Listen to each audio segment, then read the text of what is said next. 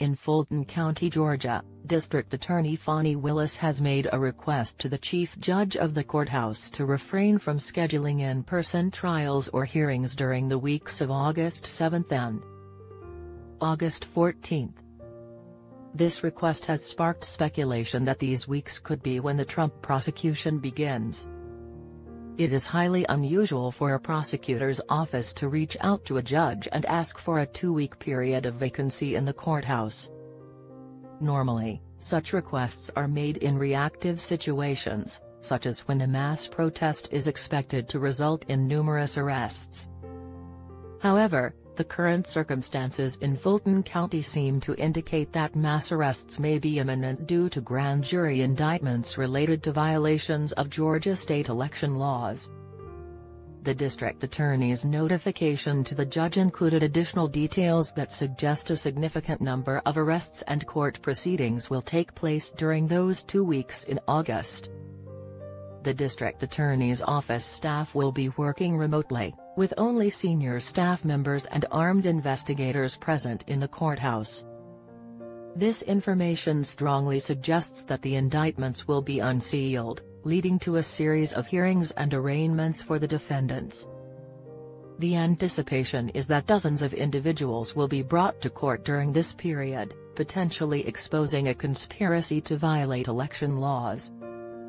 One might question why the district attorney would wait several months if she already knows the specific 2-week period for the arrests. It is likely because there are still administrative tasks to be completed before the grand jury can issue the indictments. The process involves presenting the evidence to a regular grand jury, which may have only recently begun its work.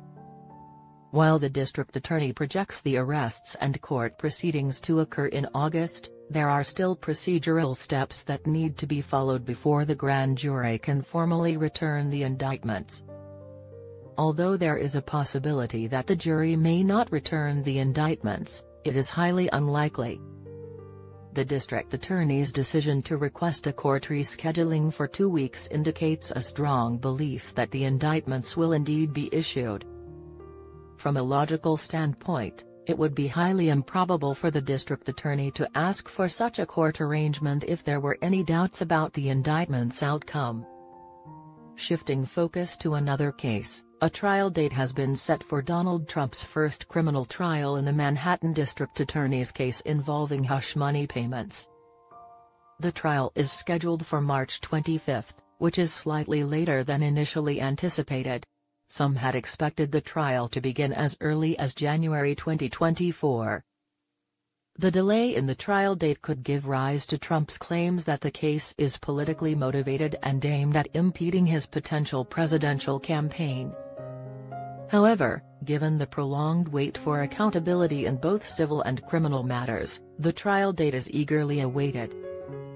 It is worth noting that it would have been advantageous for the Department of Justice to have indicted and charged Trump federally before he announced his candidacy for the presidency. By doing so, Trump's claim of being targeted due to his announcement would hold little credibility. In particular, the insurrection case, which can be considered a violent crime, should have been brought forward earlier. Nonetheless, the legal proceedings are progressing, with a trial date set in New York, and the anticipation of indictments in Georgia in August. It is hoped that the first federal indictment will follow shortly. Regarding the possibility of the Fulton County case going to trial before the Manhattan District Attorney's case, it is conceivable but not necessarily likely. If a substantial conspiracy indictment is issued, involving numerous defendants and complex evidence, it could take a significant amount of time for defense attorneys to review the discovery materials and prepare for trial. In such cases, judges often allow ample time for the defense to familiarize themselves with the evidence. While it is possible to see a Georgia trial before March 2024, it is more probable